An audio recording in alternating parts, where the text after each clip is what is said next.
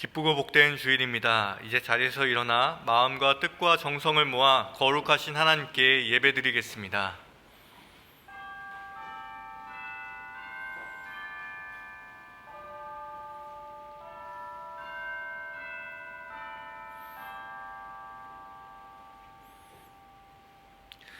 여호와는 살아계시니 나의 반석을 찬송하며 나의 구원의 하나님을 높일지로다. 하나님은 영이시니 예배하는 자가 영과 진리로 예배할지니라.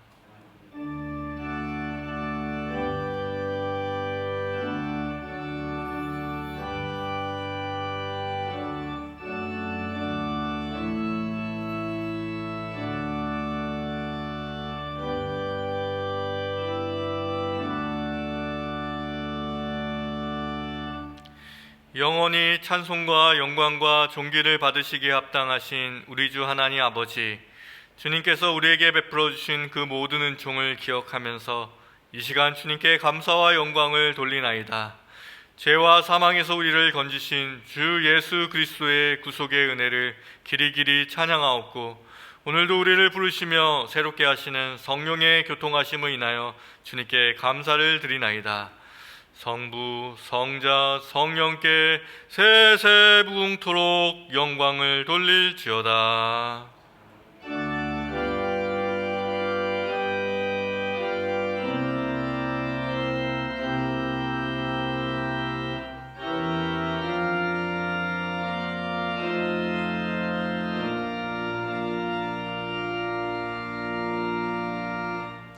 찬송가 19장을 찬송하겠습니다.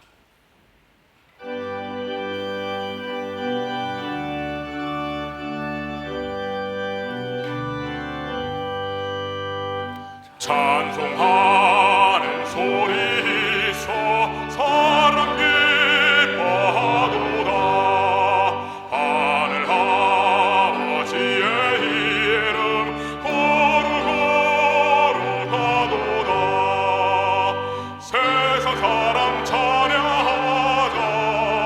거룩하신 하나님께 할렐루야 할렐루야 아멘. 하나님의 나라 권세 영원토록 있도다. 하나님의 영광 나라 거룩거룩하도다. 하늘 보좌 계신 주님 세상 주관하시도다. 할렐루야 할렐루야 할렐루야 아멘. 하나님의 크신 섭리 그 뜻대로 되도다. 우리 아버지의 뜻은 거룩거룩하도다. 주여 속히 임하소서. 기쁜 날을 주옵소서. 할렐루야 할렐루야 할렐루야 아멘.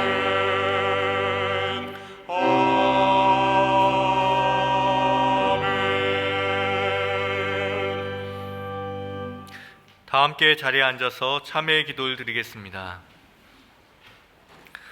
사랑과 은혜의 하나님 아버지, 오늘도 죄와 허물로 예배할 수 없었던 저희들을 예배의 자리로 초대하여 주시고 예배자로 세워주신 은혜에 감사드립니다. 우리가 주님을 찾기 전에 하나님께서 먼저 방황하던 저희를 찾아와 주셨고 그분의 따스한 손을 내밀어 주셨습니다. 그 손길 하나로 충분하다고 여기던 저희가 어느새 죄와 세상에게 손을 내밀고 있습니다. 지난 한 주간도 한 손에는 주님의 손을, 다른 한 손에는 나의 욕심과 더러운 죄를 붙잡고 살아왔습니다. 주신 것에 만족하지 않고 오히려 내게 없는 지극히 작은 것들에 안타까워하며 원망과 불평 속에 살아왔습니다. 주님, 어리석은 저희를 용서하여 주시옵소서. 우리에게 결혼을 통한 참된 연합을 맛보게 해주신 주님, 이 세상에는 욕망과 이기심으로 깨어지고 고통받는 가정이 너무나 많습니다. 어느새 연합의 상징이 깨어짐의 상징이 되어버렸습니다. 더 참혹한 것은 결혼의 순리를 영리로 바꾸어 부끄러운 것으로 만들고 그것을 자랑하는 일도 이 땅에서 일어나고 있습니다. 가정의 참된 기능을 잃어버린 우리에게 주님이 주신 독립과 동등과 합일의 원리로 무너진 가정의 기초를 바르게 세워가게 하여 주시옵소서. 지금은 하나님과 나만이 아는 죄를 생각하며 묵묵히 참회의 기도를 계속합니다.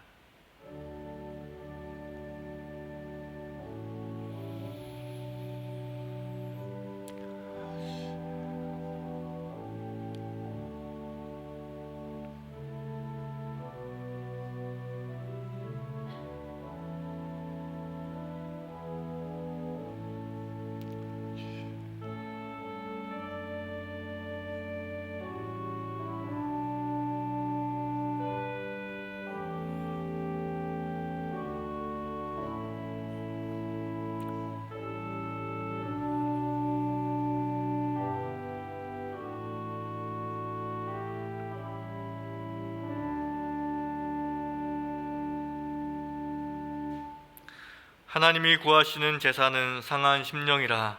하나님이여 상하고 통회하는 마음을 주께서 멸시치 아니하시리이다.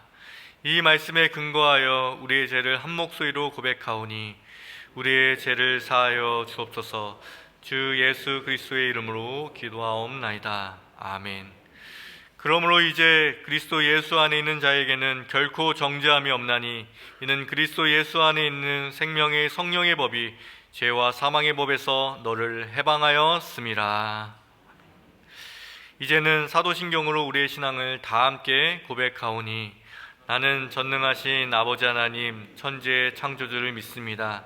나는 그의 유일하신 아들 우리 주 예수 그리스도를 믿습니다.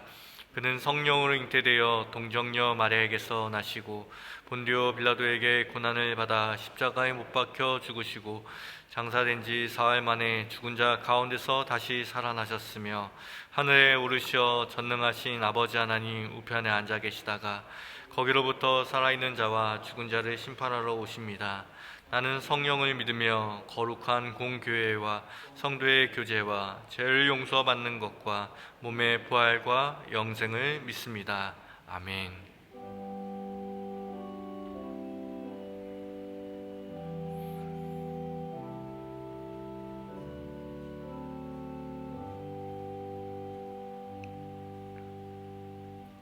성시교독은 교독문 85번 요한일서 4장 말씀입니다. 교독문 85번 요한일서 4장 말씀입니다. 사랑하는 자들아 우리가 서로 사랑하자. 사랑은 하나님께 속한 것이니 사랑하지 아니하는 자는 하나님을 알지 못하나니 하나님의 사랑이 우리에게 이렇게 나타난 바 되었으니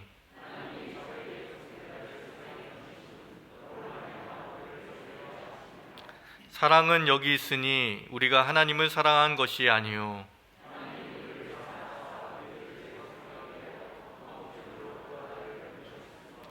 사랑하는 자들아 하나님이 이같이 우리를 사랑하셨은즉 어느 때나 하나님을 본 사람이 없으되 만일 우리가 서로 사랑하면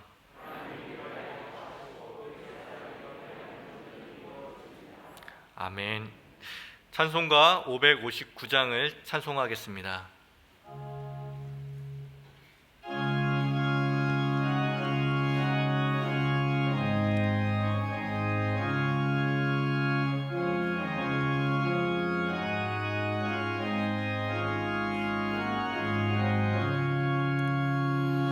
사철의 봄바람 불어있고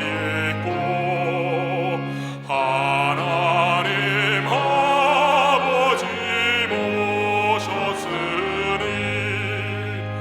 믿음의 반석도 든든하다. 우리 집 즐거운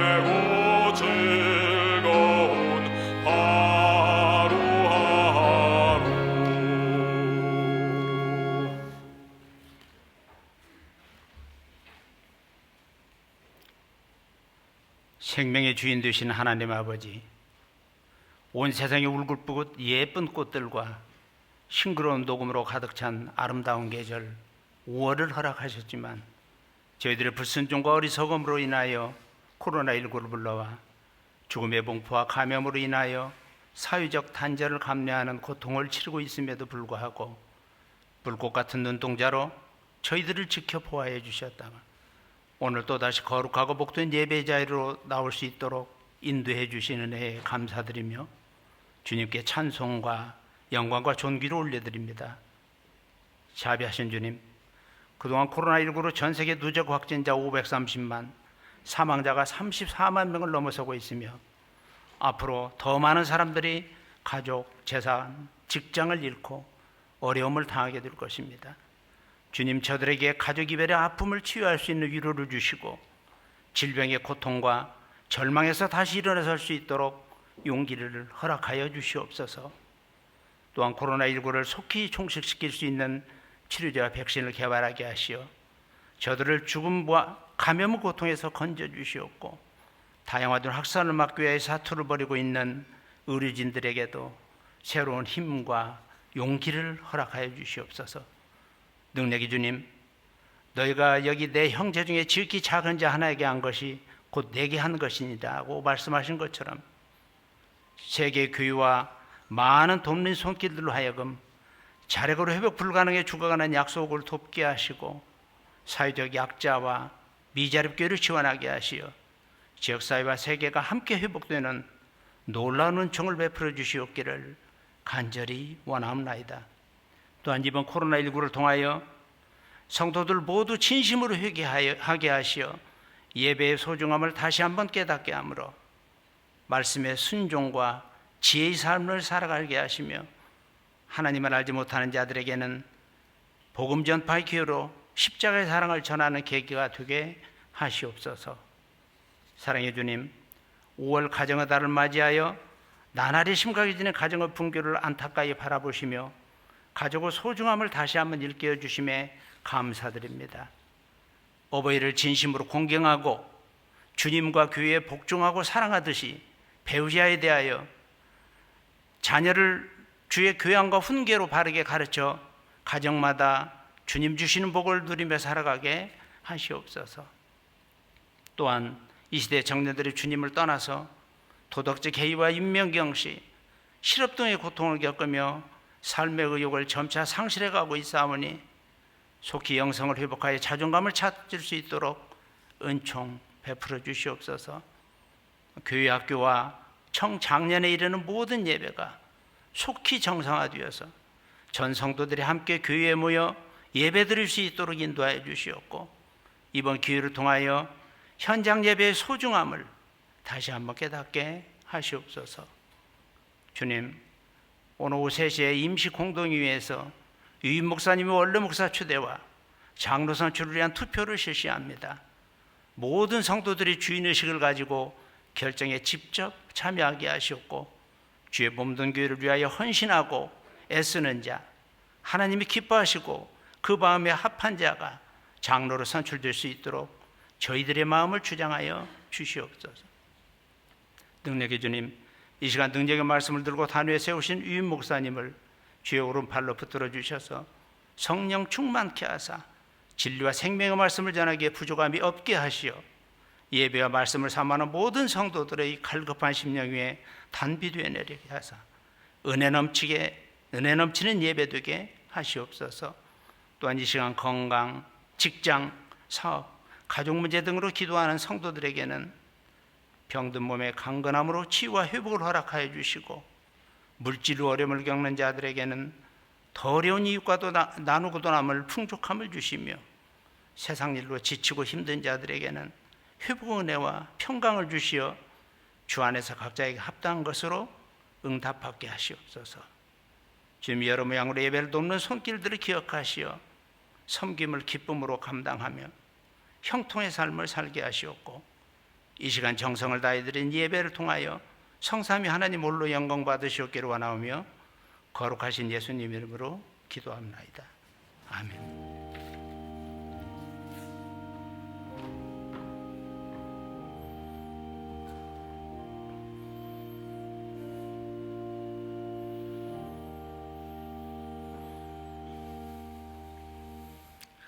오늘 하나님께서 우리에게 주시는 말씀은 에베소서 5장 22절부터 33절까지의 말씀입니다. 에베소서 5장 22절부터 33절까지의 말씀, 신약성경 316쪽에 있습니다. 하나님의 말씀을 교독하여 읽겠습니다. 제가 먼저 22절 말씀을 읽겠습니다. 아내들이여 자기 남편에게 복종하기를 주께 하듯 하라.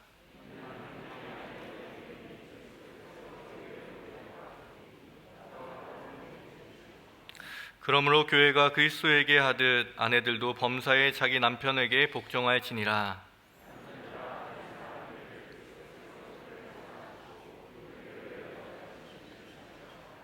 이는 곧 물로 씻어 말씀으로 깨끗하게 하사 거룩하게 하시고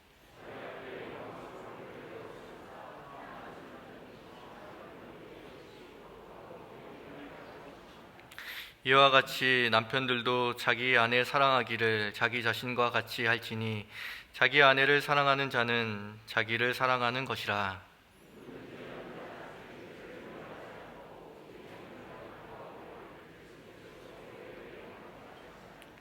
우리는 그 몸의 지체임이라.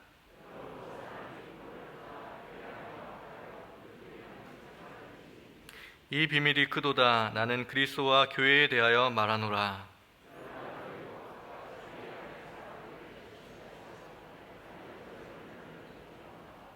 아멘.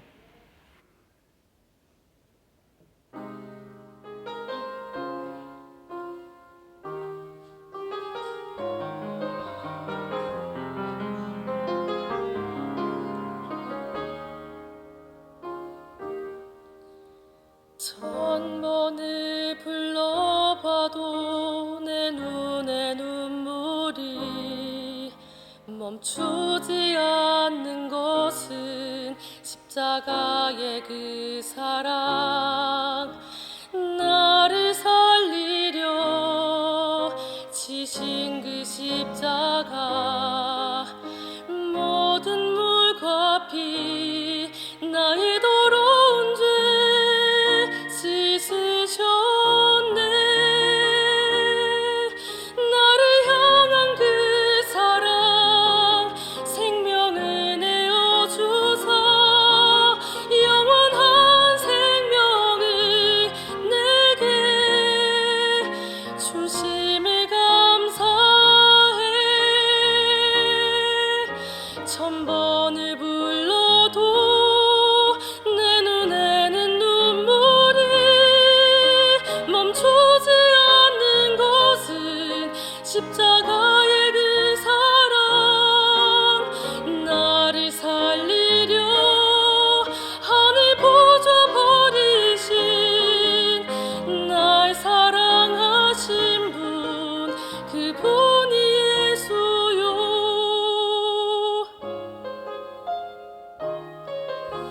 천번을 불러봐도 내 눈에 눈물이 멈추지 않는 것은 십자가의 그 사랑. 나를 살리려 지신 그 십자가, 모든 물과 피 나의 더러운 죄 씻으셨네. 나를 향한 그 사랑, 생명을 내어주사 영원한 생명을 내게 주심을 감사해. 천번을 불러도 내 눈에는 눈물이 멈추지 않는 것은 십자가의 그 사랑. 나를 살리려 하늘 보좌 버리신 날 사랑하신 분, 그분이 예수요.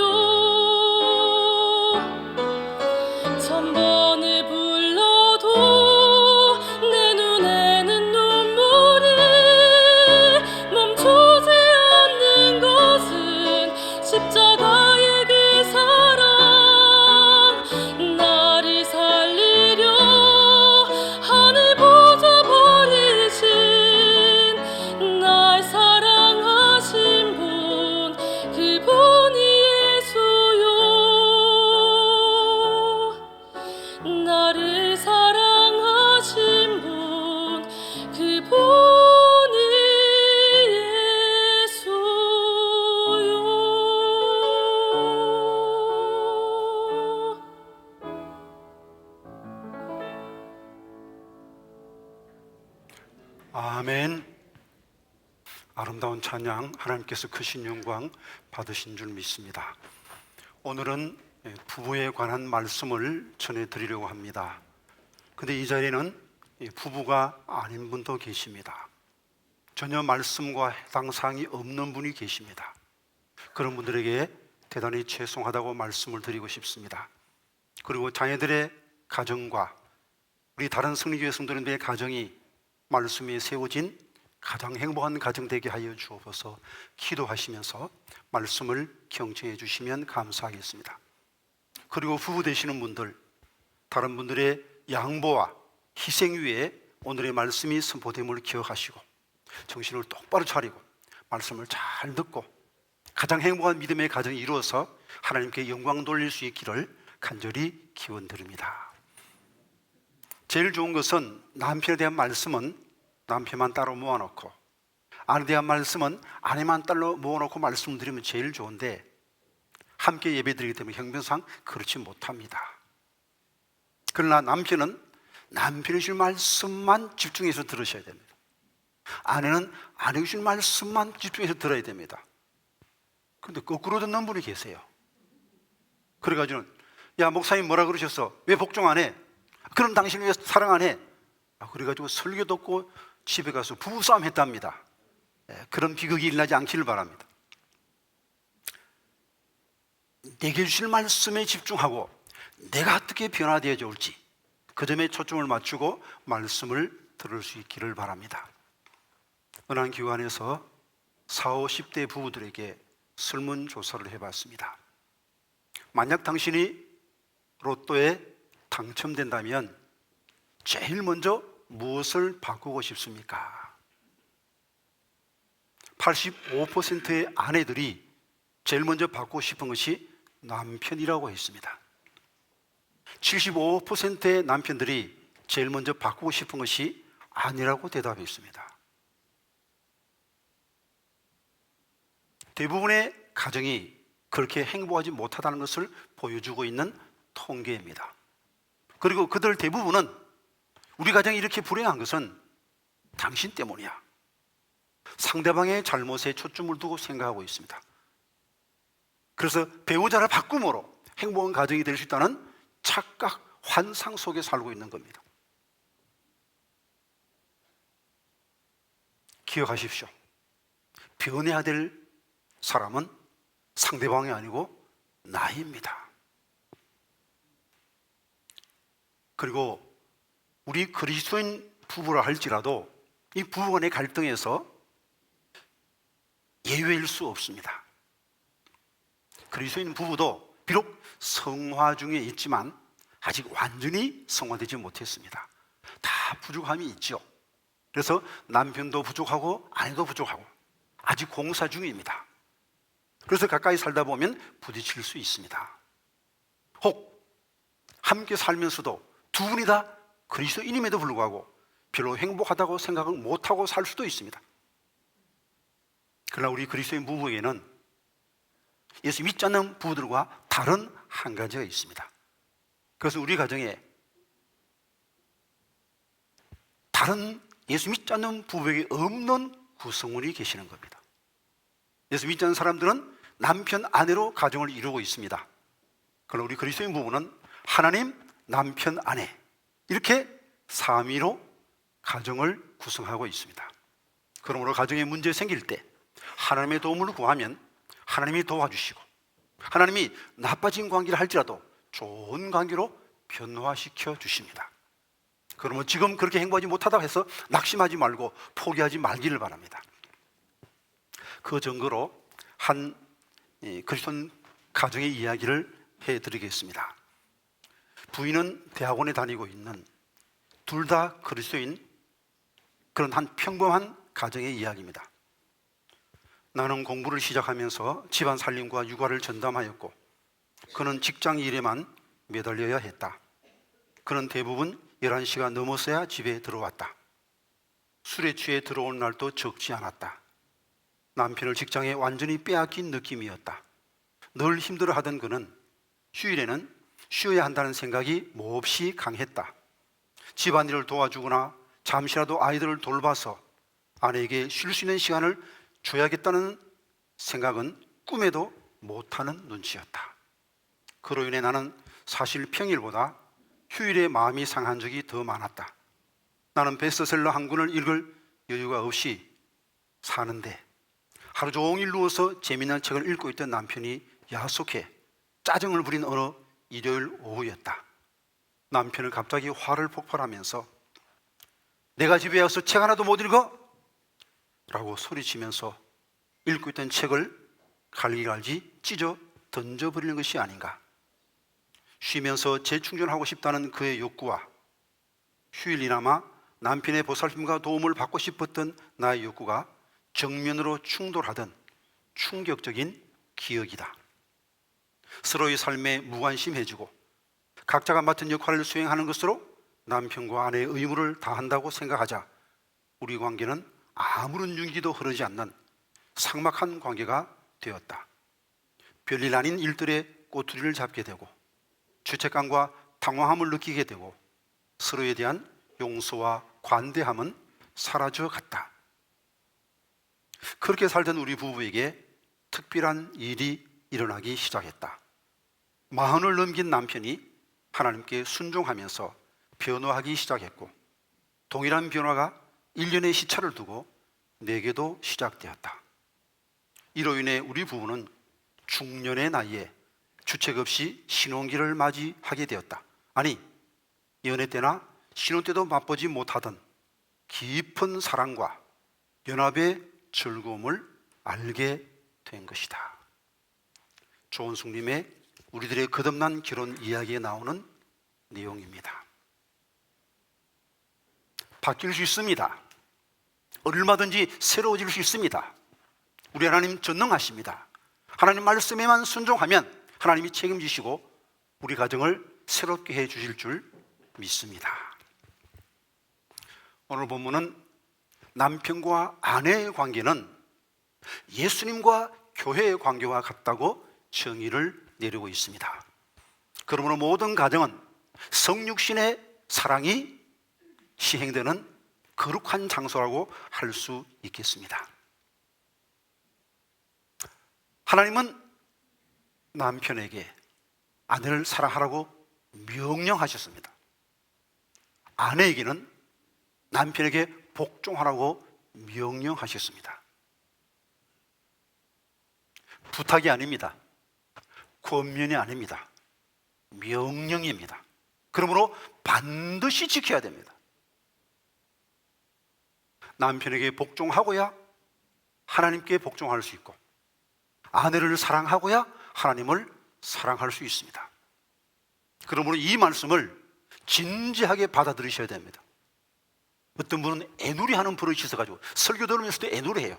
아이고야, 말씀이야 그러시면 어떻게 그렇게 살 수 있겠습니까? 그렇게 생각하면 안 됩니다. 반드시 이렇게 살아야 됩니다.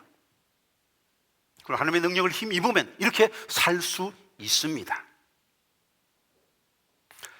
이제 하나님의 은혜로 아름답고 행복한 믿음의 가정을 이루려면 첫 번째로 아내는 남편에게 복종해야 됩니다. 그래야 사랑스러운 아내가 될 수 있습니다. 22절에서 24절까지 같이 읽어봅니다. 아내들이여 자기 남편에게 복종하기를 주께 하듯하라. 이는 남편이 아내의 머리됨이 그리스도께서 교회의 머리됨과 같음이니 그가 바로 몸의 구주시니라. 그러므로 교회가 그리스도에게 하듯 아내들도 범사에 자기 남편에게 복종할지니라. 예수 잘 믿는 남편, 아내를 자상히 잘 돌봐주는 남편에게만 복종하라는 말씀이 아니죠. 남편이라는 이유 하나만으로 복종해야 된다는 말씀입니다. 이 말씀 듣고 아내 되시는 분들 좀 기분이 나쁠 수 있습니다. 여자가 남자보다 열등하다는 의미인가? 절대로 그런 뜻은 아닙니다. 남성과 여성은 동등합니다.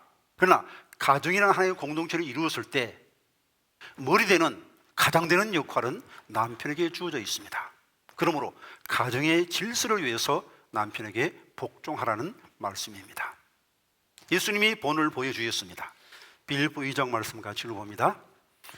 그는 근본 하나님의 본체시나 하나님과 동등됨을 취할 것으로 여기지 아니하시고 오히려 자기를 비워 종의 형체를 가지사 사람들과 같이 되셨고 사람의 모양으로 나타나사 자기를 낮추시고 죽기까지 복종하셨으니 그 십자가에 죽으심이라. 성삼위일체는 동등합니다. 그러나 성자 하나님 예수님은 성부 하나님의 뜻에 복종하셨습니다. 예수님은 십자가 지고 싶지 않았습니다. 그래서 할 수만 있으면 이 잔을 내게서 옮겨달라고 아버지 하나님께 기도했죠. 그러나 기도 중에 십자가를 지는 것이 하나님의 뜻임을 깨달았을 때 내 뜻대로 마시고 아버지의 뜻대로 하시옵소서 하고 십자가를 지셨습니다.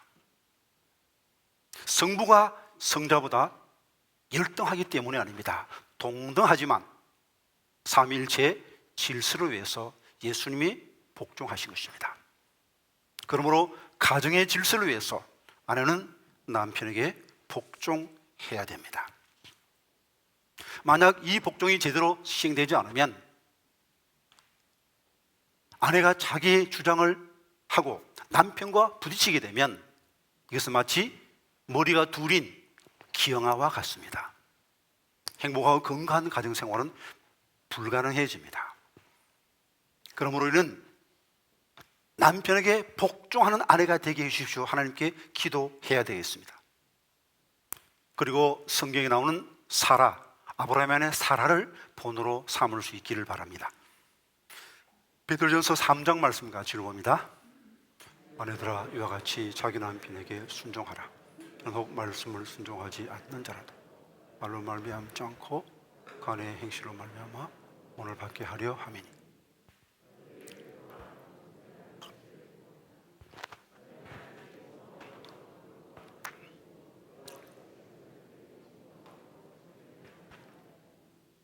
사라가 아브라함을 주라 칭하여 순종한 것 같이 너희도 선을 행하고 아무 두려운 일에도 놀라지 아니하면 그의 딸이 된 것이니라. 사라가 아브라함을 주라 칭하면서 절대 순종하는 삶을 살았습니다. 아브라함이 사라에게 어떻게 했습니까? 두 번이나 사라를 팔아먹었어요. 애굽에 갈 때 자기 아내가 몹시 예쁘니까 사람들이 아내를 취하기 위해서 자신을 죽이고 아내를 데려갈까 봐 여보 누가 묻거든 나를 남편을 하지 말고 오빠라 하시오. 그래가지고 이 사람이 누구요? 제 여동생입니다. 제 오빠입니다. 그러니까 바로가 사라를 취했지요. 하나님의 간섭으로 문제가 해결되었습니다만 아브라함은 바로에게 사라를 바치고 많은 양과 소와 노비와 낙타와 나귀를 얻었습니다. 이거 뭡니까? 인신매매 아닙니까? 최초의 인신매매범이 아브라함입니다. 이게 한 번으로 끝난 게 아니에요. 그랄에 가서는 또 아비멜렉에게 또 아내를 갖다 바친 겁니다. 그러나 사라는 아브라함에게 순종했습니다. 주라 불렀습니다. 아브라함 99세, 사라 89세 때 아브라함이 사라에게 부릅니다. 여보 이리 오시오. 하나님이 내년에 아들을 주실 약속했어 하고 우리 사랑합시다 동침합시다 합니다. 이 영감쟁이가 너무 망했나 하고 밀쳐버리지 않고 그대로 순종했습니다. 그랬더니 1년 후에 이삭이 태어났고 예수님의 육신의 조상이 되는 놀라운 특권을 누리게 되고 믿음의 어머니로 많은 사람에게 칭송의 대상이 되었던 것입니다. 남편이라는 이유 하나, 하나님이 이 사람을 나의 남편으로 세우셨다는 사실을 기억하고 하나님께 복종하는 그 마음으로 남편에게 복종하십시오. 그럼 남편에게 사랑받는 아내가 될 수가 있습니다. 두 번째로 하나님의 은혜가 충만한 가정을 이루려면 남편은 아내를 사랑해야 됩니다. 25절에서 27절까지 같이 읽어봅니다. 남편들아 아내 사랑하기를 결단하시고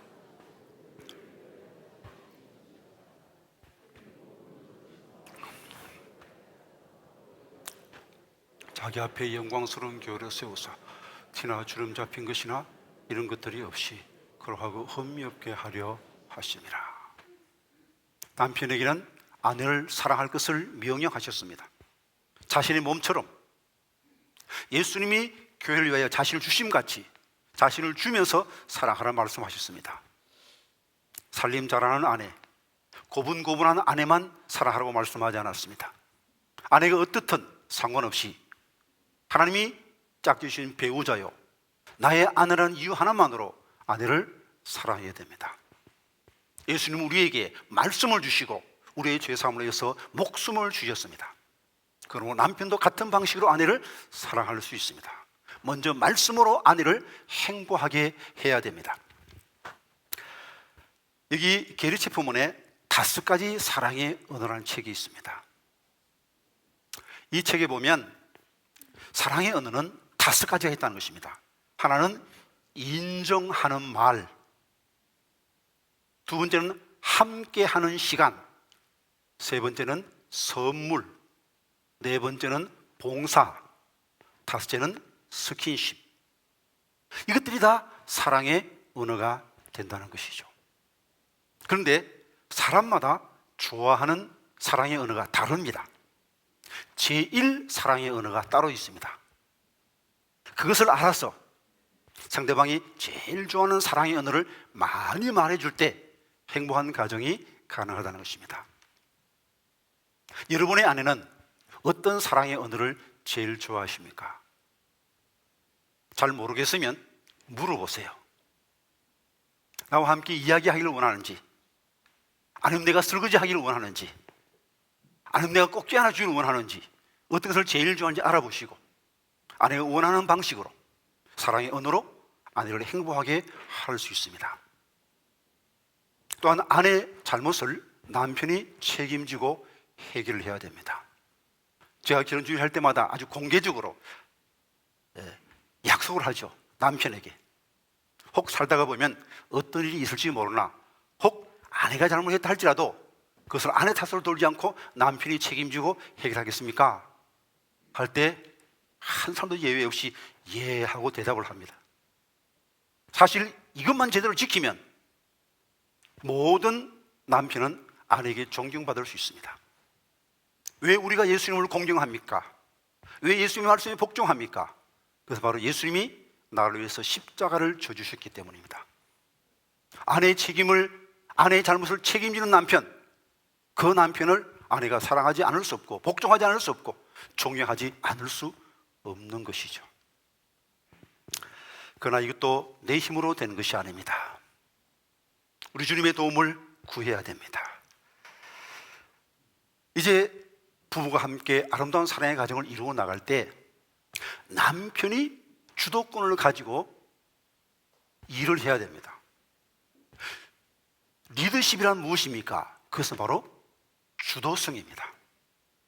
우리 이것 합시다. 제일 먼저 앞장서는 사람이 리더예요. 남편이 가정의 리더로서 여보 우리 더 행복한 삶을 사십시다, 더 아름다운 믿음의 가정 이루십시다 하고 리더해 나가야 됩니다. 그러하기 위해서는 사랑의 기술이 필요합니다. 에릭 프롬은 사랑의 기술이라는 책에서 사랑이란 감정이 아니라 좋은 관계를 만드는 능력이다.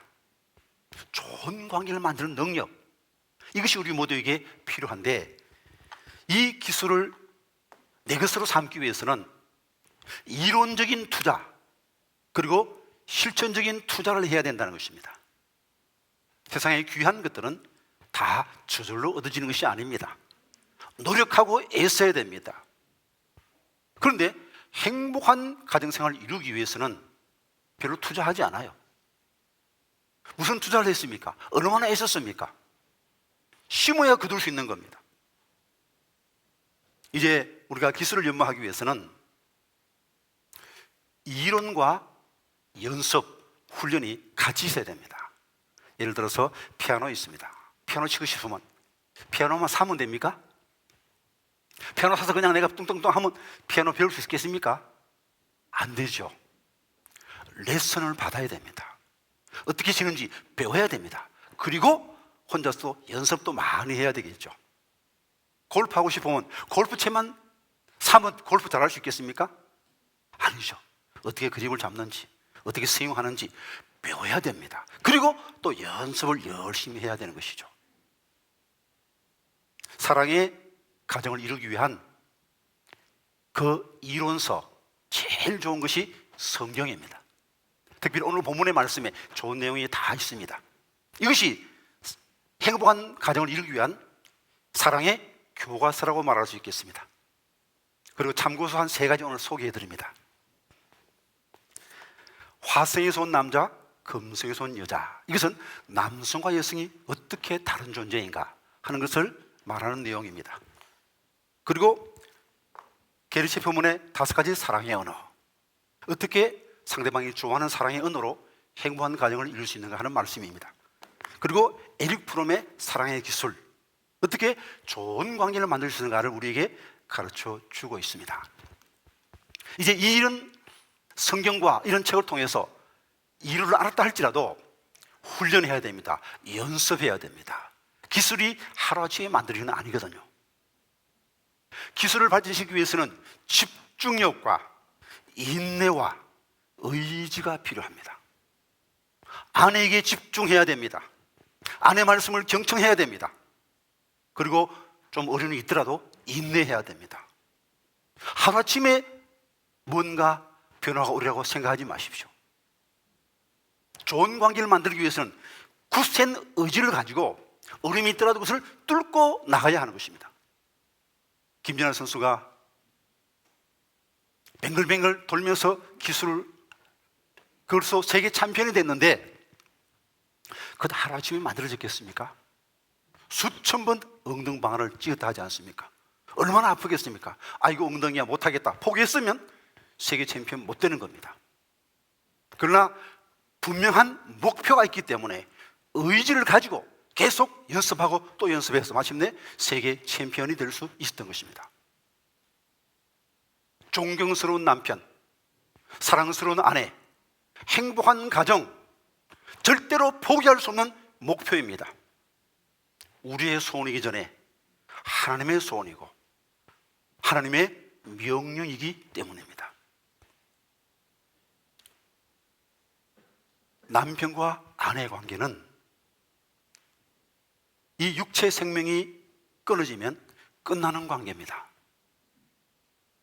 살아있을 동안만 부부로 함께 사랑할 수 있습니다. 천국에서 우리 모두는 예수님의 신부로 살게 됩니다. 그러므로 부부 생활은 이 땅에서 끝나는 거예요. 우리 주님의 재림이 임박했고 내가 언제 죽을지 모르기 때문에 언제 이 부부관계가 끝날지 몰라요. 그러므로 함께 있는 이 시간을 소중히 여기고 후회함이 없도록 마음껏 사랑하며 하나님이 주신 분복을 누려야 됩니다. 하나님이 인간에게 주신 가장 큰 분복이 바로 부부가 되어서 함께 서로 사랑하며 사는 것입니다. 한 라디오 방송국에서 실화를 바탕으로 소개한 글을 읽어드리겠습니다. 내용이 조금 깁니다. 허름한 바지를 입고 엉덩이를 들썩이며 방글레지는 한 아내가 말을 건넨다. 여보, 점심은 비빔밥 대강 해 먹으려고 그러는데 괜찮지? 또 양푼에 비벼 먹자고? 그래, 간단히 먹고 나서 베란다 청소 좀 같이 하자. 나 점심 약속이 있어. 안 돼. 그런 얘기 없었잖아. 있었어. 깜빡하고 말 안 했나 보지? 오늘 중식이 만나기로 했어. 시무룩해 있는 아내를 뒤로 하고 밖으로 나가서 친구들을 끌어모아 술을 마셨다. 밤 12시가 될 때까지 그렇게 노는 동안 아내에게 몇 번의 전화가 왔다. 받지도 않고 버티다가 마지막에는 배터리를 아예 빼버렸다. 그리고 새벽 1시쯤 난 조심조심 대문을 열고 들어갔다. 아내가 소파에 웅크리고 누워 있었다. 자나보다 생각하고 조용히 욕실로 향하는데 힘없는 아내의 목소리가 들렸다. 어디 갔다 이제 와? 친구들이랑 술 한잔. 어디 아파? 낮에 비빔밥 먹은 게 얹혀 약 좀 사오라고 전화했는데 배터리가 떨어져서. 여보, 손이라도 따줘. 그러게 그렇게 먹어대더니만 좀 천천히 못 먹냐? 버릇이 돼서 그렇지 뭐. 맨날 집안일 하다 보면 그냥 대강 빨리 먹고 치우고 이랬던 게. 나는 아내의 어깨에서 손으로 피를 몰아서 손끝을 바늘로 땄다. 아내의 어깨가 어느새 많이 말라 있었다. 다음날 회식이 있어 또 늦은 밤 집으로 들어갔다. 문을 열고 들어가는데 아내가 또 소파에 웅크린 자세로 엎드려 있었다. 여보, 그냥 들어가서 자. 나 배가 또 안 좋네. 어제 취한 게 아직 안 내려갔어? 그런가 봐. 소화제 먹었는데도 계속 그래. 손을 내봐. 여러분 혼자 땄는지 아내의 손끝은 상처 투성이었다. 이거 왜 이래? 당신이 손 땄어? 너무 답답해서. 이 사람아, 그럼 병원을 갔어야지. 왜 이렇게 미련하냐?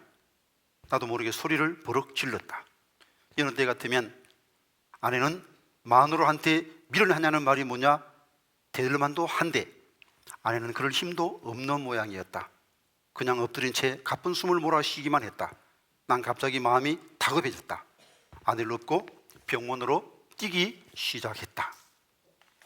여보, 병원에 오니까 갑자기 괜찮아진 거 있지? 그냥 가자. 가만히 있어봐. 검사 받아야 하니까. 아니 진짜 말짱해. 아까 잠깐 그렇게 아팠나 봐. 병원 온 김에 검사 받고 가. 뭐하러 그래? 응급실이 얼마나 비싼데. 내일 병원 문 열면 와서 다시 검사 받을게. 아내는 응급실 진료비가 아깝다며 이제 말짱해졌다고 애써 웃어 보이며 검사 받으라는 내 권유를 물리치고 병원을 나갔다. 그리고 얼마 후에 추석 명절을 맞이했는데 아내가 친정집으로 가겠다는 것입니다. 시댁에 안 가고 한 번도 그런 적이 없었습니다. 말도 안 되는 소리 하지 말라고 했음에도 불구하고 아내는 짐을 싸서 친정으로 가버렸습니다. 그래서 각각 떨어져서 명절을 지내고 다시 만나서 하는 대화입니다. 여보, 나 명절 때 친정에 가 있었던 거 아니야. 나 병원에 입원해서 정밀 검사 받았어. 당신이 한번 전화만 해봤어도 금방 알 수 있었을 거야. 당신이 그렇게 해주길 바랬어.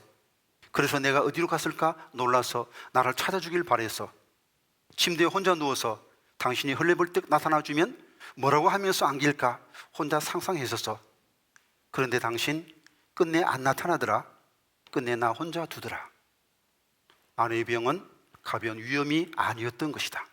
다음날 나와 아내는 함께 병원으로 향했다. 검사 결과에 대해 이 얘기를 듣기 위해서였다. 가는 내내 아내는 무거운 얼굴로 아무 말이 없었다. 죽으러 가냐? 무슨 말을 그렇게 해? 요즘 위암 아무것도 아니야. 요즘은 다 고쳐. 그래, 누가 뭐래? 악성도 다 고친다고. 우리 회사 차대리 알지? 그 친구도 위암 3기였는데 멀쩡하잖아. 요새는 아무것도 아니야. 그런 거 진짜 아무것도 아니라고. 누구를 위로하기 위해 큰 소리를 치는 건지 알 수 없었다.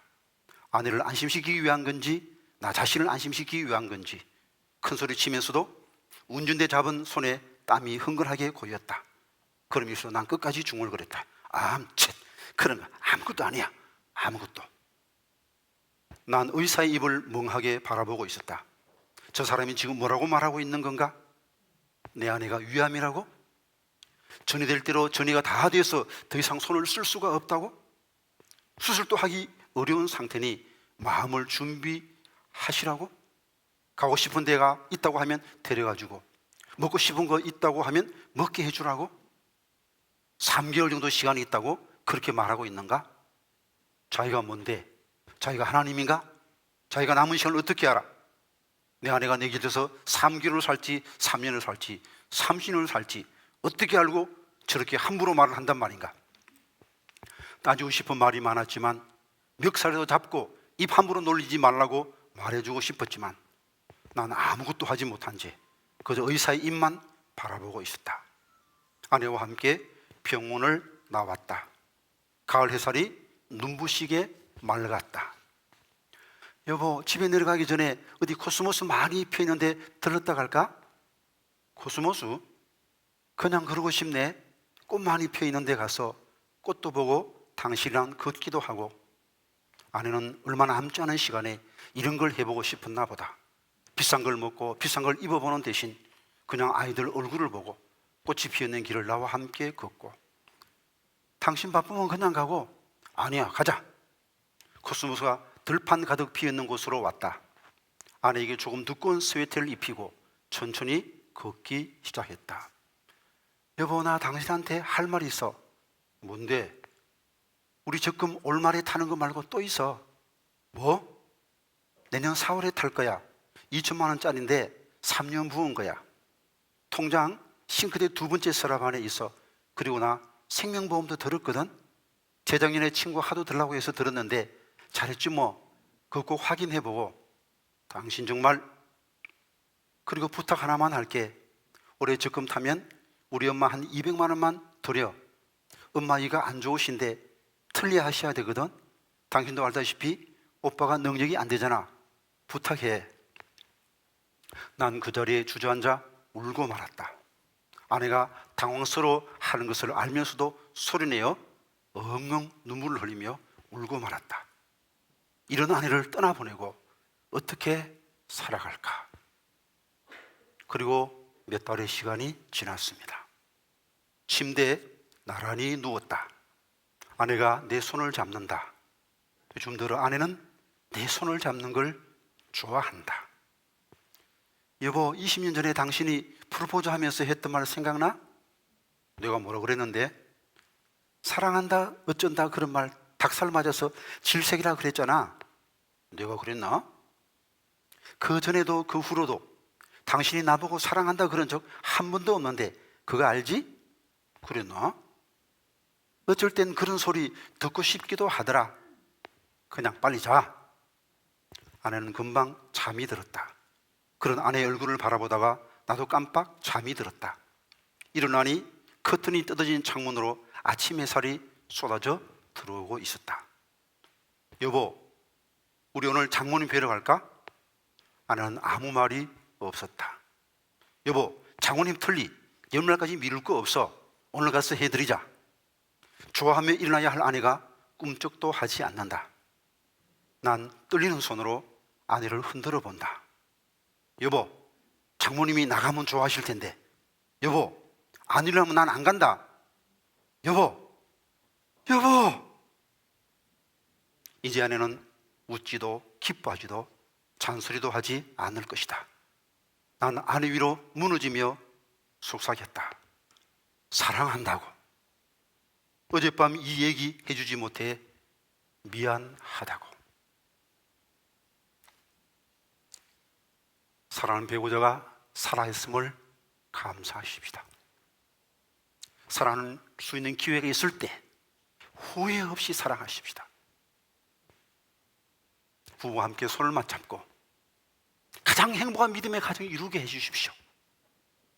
사랑스러운 아내, 존경스러운 남편 되게 해주십시오. 기도함으로 우리 주님의 은총으로 가장 행복한 믿음의 가정이 이루어서 주님께 영광 돌리고 마을 삶의 축복을 나눠줄 수 있는 축복의 통로로 쓰임받는 믿음의 가정 이루시기를 간절히 기원드립니다. 기도하겠습니다. 하나님, 우리 부부를 사랑하셔서 우리 부부에게 꼭 필요한 말씀을 주시니 감사합니다. 이 말씀 가슴에 새기고 내게 주시는 하나님의 절대 명령을 여기고 꼭 이 말씀대로 실천하게 하여 주옵소서. 교회가 그리스도에게 하듯 기쁨으로 남편에게 복종하는 아내 되게 하시고, 예수님께서 교회를 사랑하셨듯이 진심으로 아내를 사랑하며 목숨까지 아낌없이 줄 수 있는 예수님을 꼭 닮은 믿음의 남편 되게 하여 주옵소서. 그래야 가장 행복한 믿음의 가정이 이루어서 주님께 영광 돌리고 받은 축복을 많은 이웃에게 나눠줄 수 있는 축복의 통로로 쓰임받는 신앙의 명가를 이룩할 수 있도록 은총을 더하여 주시옵소서. 예수님의 이름으로 기도하옵나이다. 아멘. 준비하신 예물을 봉헌하겠습니다.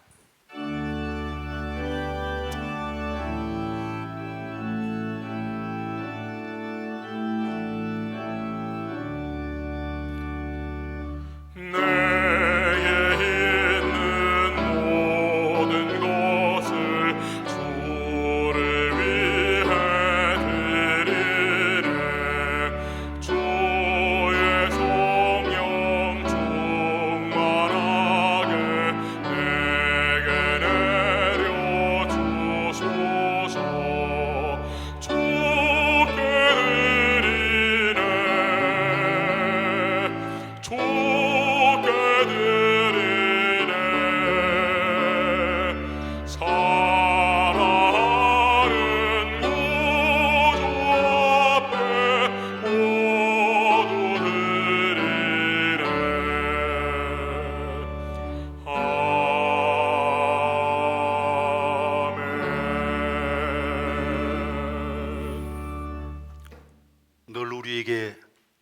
가장 좋은 것을 주시는 하나님 아버지 감사합니다.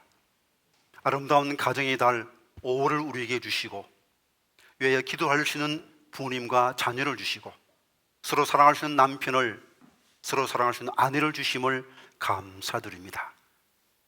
코로나19가 전 세계 맹위를 떨치고 있지만 하나님께서 우리 대한민국의 자비와 긍휼을 베풀어 주셔서 이렇게 현장에서 예배드리며 또한 가정에서 함께 영상으로 예배드릴 수 있도록 은총 베풀어 주심을 감사합니다. 하나님께서 우리 가정과 교회와 민족에게 베풀어 주신 영육간의 모든 축복들에 대하여 진심으로 감사하며 이 예물을 드립니다. 우리의 정성을 기쁘게 받아 주시옵소서. 바친 손길마다 가정마다 기억하시고 강건하여서 주님 위에 살기에 부족함 없게 하시고 넉넉한 물질의 축복도 더하셔서 주님 오시는 그 순간까지 축복의 통로로 쓰임받는 믿음의 가정 되게 하시옵소서. 예수님의 이름으로 봉헌 기도 드리옵나이다. 아멘.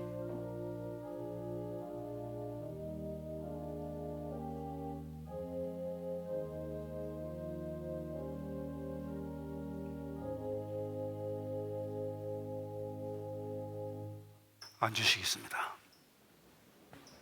오늘 우리 교회를 처음으로 방문해 주신 분들 진심으로 환영합니다. 오늘 처음 나오신 분이나 우리 교회 등록하기를 원하시는 분은 예배 후에 뒤편에 계시는 새가족 도움의 도움을 받아서 저를 잠시 만나고 돌아가 주시면 대단히 감사하겠습니다.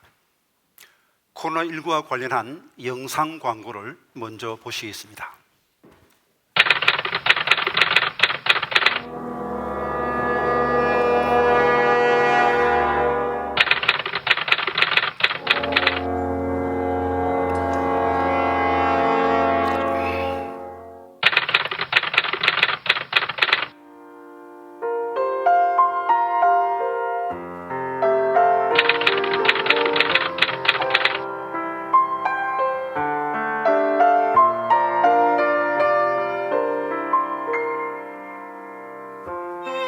안녕하세요. 최홍호 신명숙 집사입니다. 생각지 않게 대구로 자리를 옮겼습니다.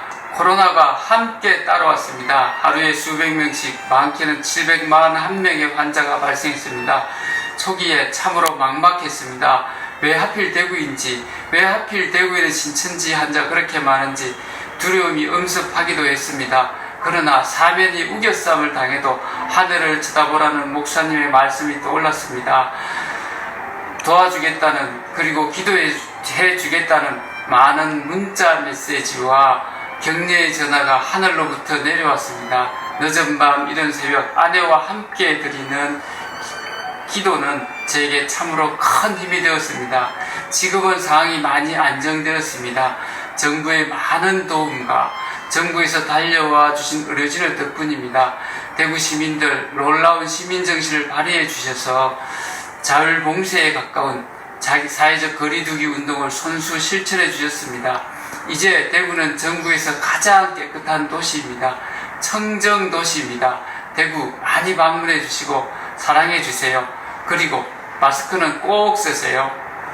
코로나 때문에 많이 힘드시죠? 저도 코로나19와의 전쟁을 치르며 지치고 힘들어하는 남편을 보며 안타깝고 답답하고 불안하고 우울했습니다. 그러한 마음과 상황들을 남편과 함께 주님께 올려드렸습니다. 범사의 감사거리를 찾아 아뢰일 때 평안과 기쁨으로 채워주셨습니다. 수많은 사람들의 기도와 격려, 승리교회의 영상예배를 통해서 하나님의 사랑과 위로를 느끼고 새로운 힘을 얻곤 했습니다. 기도와 격려해주신 목사님들과 성도님들께 깊은 감사와 사랑을 전합니다. 무엇보다도 코로나를 통해서도 선하신 뜻을 이뤄가시는 하나님, 우리 하나님께 감사와 찬양을 올려드립니다. 사랑합니다.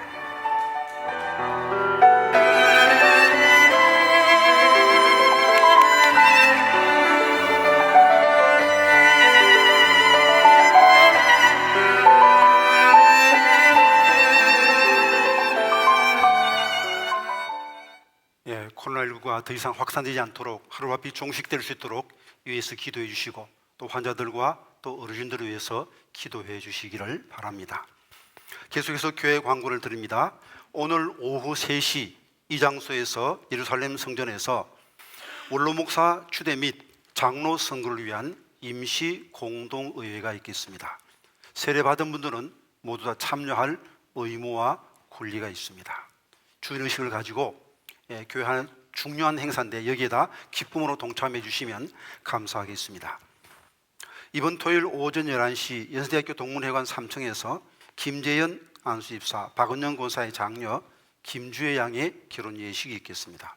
그리고 오후 5시 30분에는 그랜드 하얏트 서울호텔에서 정석훈 안수집사, 박정옥 집사 장녀 정혜원 양의 결혼 예식이 있겠습니다. 31일 오전 11시 아펠가모 광화문 웨딩홀에서 이규선 성도, 정정미 집사의 자녀 이선희 양의 결혼 예식이 있겠습니다. 지난 21일에 황회원 권사, 광록원 안수집사의 부친 되시는 고 황희수 안수집사님께서 별세하셨습니다. 유가족들을 위로해 주시기를 바랍니다.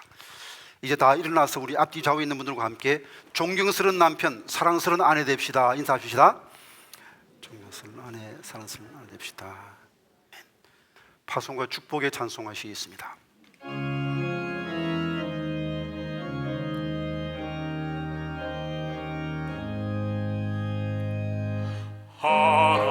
하나님의 독생자 예수 날 위하여 오시었네. 내 모든 죄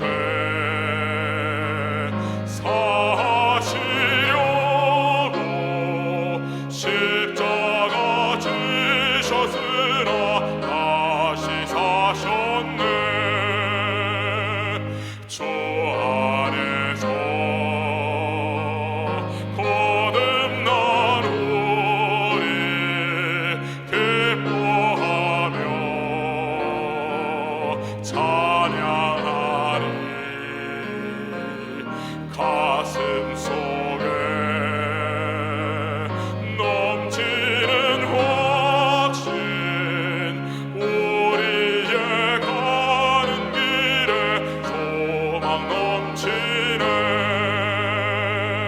살아계신 주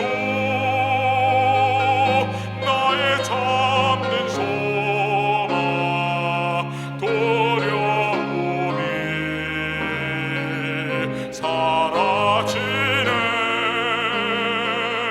사랑의 존에 갈 길 인도하리. 내 모든 삶의 기쁨 늘 충만하네. 살아계신 주 나의 잠든 소망 두려움이 사라지네. 사랑의 존에 갈 길 인도하리. 내 모든 삶의 기쁨 늘 충만하리.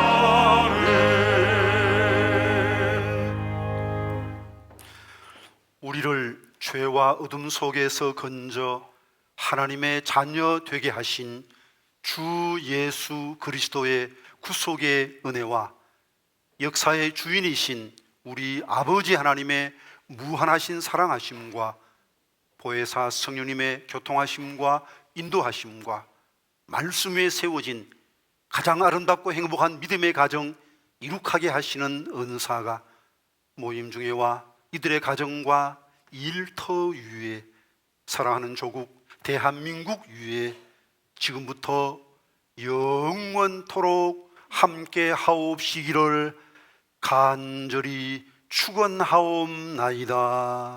아멘.